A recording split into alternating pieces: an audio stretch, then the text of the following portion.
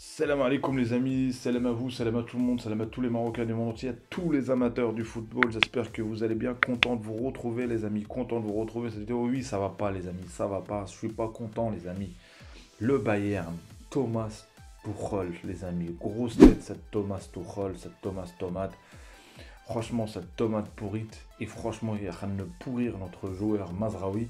Franchement, c'est même pas les sentiments, c'est que j'estime, il lui a même pas donné sa chance les amis. Franchement, c'est un coup de gueule. Je vais parler aussi de Bounou, les amis, sur sa situation. Aujourd'hui, il y a des nouvelles.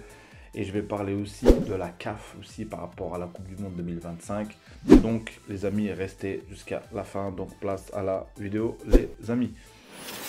Donc, les amis, commençons par Mazraoui. Mazraoui, il s'est battu pour avoir sa place de titulaire. Quand il a signé au Bayern, il a mûrement réfléchi. Il avait le choix entre le FC Barcelone ou le Bayern. Il a fait son choix avec le directeur sportif, Salamé Diou, je ne sais pas comment il s'appelle, avec Oliver Kahn. Mais qu'est-ce qu'ils font ces tocards là, ces fous furieux? Ils virent un entraîneur, même, alors qu'il était au ski, on le vire et on ramasse plutôt Thomas Tuchel. Il arrive et on voit direct, il a fait ses choix. Il a mis ses gars à lui. Pavard les amis. Franchement, ce joueur, oh là là, bref, j'ai trop parlé de lui. Donc, sur ce match, on voit bien que ça va pas sur le côté. On voit bien que ni Cancelo, ni ils ont rien apporté, en tout cas sur ce côté Pavard. Et en remplacement, il fait rentrer Stanley Slick, ou je sais pas comment il s'appelle. Ça veut dire Mazraoui, c'est le quatrième choix. Et c'est ça qui est choquant, en sachant que des fois j'ai l'impression qu'il a une dent contre les Marocains, ou quoi. Il a une dent contre les gens je sais pas, parce que je vous fais rafraîchir la mémoire. Vous avez vu le traitement qu'il a fait avec Werner, vous avez vu, donc, on voit qu'il y a un mec qui ne donne même pas sa chance. Donc il a parlé à Mazraoui qu'il est mécontent de sa situation et qu'il trouve que ça va pas, c'est logique. Et pourtant il le dit, je suis prêt physiquement. Donc maintenant, ils sont éliminés sur toutes les compétitions. Thomas Tuchel, je pense que c'est l'un des pires entraîneurs qui a signé depuis 1991 avec un ridicule des résultats. Deux victoires, en sachant que contre Dortmund, s'il n'y aurait pas eu la boulette du gardien, ça aurait été un autre match. Deux nuls et deux défaites. Et les deux défaites, c'est en Champions League et en Coupe. C'est-à-dire c'est deux défaites très très importantes. Donc il est éliminé, il lui reste le championnat. Donc aujourd'hui, voilà, ils ont fait leur choix et j'espère que à la fin de saison, pour moi, s'il reste, s'il joue pas, Mazraoui, cette fin de saison, pour moi, il faut qu'il cherche une porte de sortie. Parce que cet entraîneur, il est têtu, cet entraîneur, il est borné, il a des idées. Et en plus, il a un ego sur du. Moi, je dis, hein, il a gagné la Champions League avec Chelsea, il pensait qu'il allait faire pareil avec le Bayern. Et il va arriver, tac, ça va mettre en place tout ça. Et il va battre City. Rien du tout de tout ça. Et parce que je pense que, à part si ils perdent le championnat, j'espère qu'ils vont le perdre. Donc Mazraoui joue pas, j'ai la haine franchement. S'il perd le championnat, il risque d'être viré. D'être viré parce que même les gens de la direction ils vont être virés je pense. Donc voilà. Mais on verra bien. Je vais parler de Bounou les amis où il y a eu dans la presse espagnole le gardien Mitrovic, je sais pas comment il s'appelle le Serbe. Il a dit voilà, il a parlé comme quoi l'arrivée de l'entraîneur Montelibar, c'est ça, je ne me souviens plus les amis, désolé. Donc les amis, il dit qu'en quoi il est ami avec son entraîneur, son ancien coach, et en plus, même en dehors du terrain. C'est-à-dire, comment vous voulez que Bounou il va avoir sa place? Même si Bounou, au premium, au top de sa performance, ça trouve que même sa place a été remise en cause. Donc aujourd'hui, il reste la Coupe du UEFA, heureusement qu'ils sont qualifiés. Est-ce qu'il va remettre Bounou ou pas? Parce qu'on voit qu'il fait un choix par défaut, c'est-à-dire je te mets là, je te mets, si tu fais, voilà, si tu te loupes, je te fais cramer. Mais en même temps, Bounou doit saisir cette occasion. Et là, ils vont jouer ce soir contre Manchester.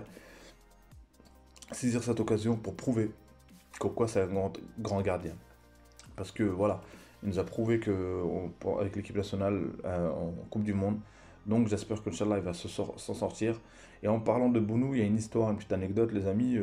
J'ai vu ça sur Riba Presse, un journal en ligne.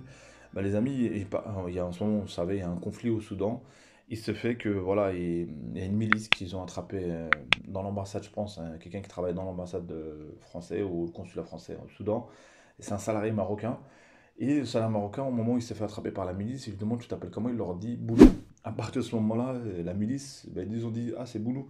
Ils ont parlé de la Coupe du Monde, tout ça, et ben, ils l'ont relâché. C'est une histoire, apparemment c'est une histoire vraie. Mais en tout cas, vous voyez la portée de la Coupe du Monde de Bounou. Donc Bounou, j'espère qu'il va faire un grand match contre Manchester. J'espère qu'ils vont se qualifier rien que pour lui. Il le mérite parce qu'il est dans une phase pas bon du tout. Donc voilà.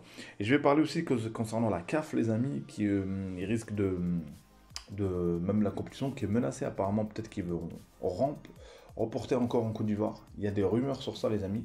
Franchement, c'est pas encore sûr. Ça, c'est que des rumeurs. Il y a par contre la prochaine CAN, celle qui peut-être qui va être organisée au Maroc. Ils sont en train d'étudier le fait de faire une qualification directe pour la Coupe du Monde. C'est-à-dire, tous les quarts de finalistes, ils sont qualifiés automatiquement en Coupe du Monde.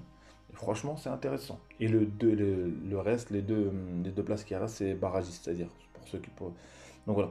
Donc ça veut dire une compétition, Inch'Allah, ça allait au Maroc. On aura quoi? Une qualification si on arrive en quart de finale direct pour la Coupe du Monde. Franchement, ce sera magnifique. Je pense que ça va être mis en place. Et ce sera magnifique pour notre pays parce que la compétition, là, il y aura de quoi aller. Ça va jouer. Hein. Ça va jouer. Et honnêtement, déjà, on sait que celle de la Côte d'Ivoire, je ne sais pas si elle va être décalée ou pas. Mais là, en sachant qu'il y a la Coupe du Monde derrière, que voilà, j'ai parlé plein de fois que la CAN, elle y sera au Maroc. Je sais qu'il y a des pressions. Je sais qu'on sait très bien que la CAF, c'est les coulisses. On sait très bien qu'il y a l'Algérie aussi qui veut l'organiser par tous les moyens qui, voilà, ils vont essayer de tout faire.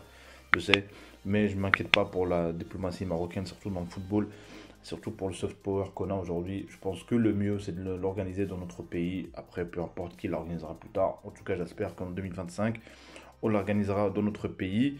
Donc voilà, les amis.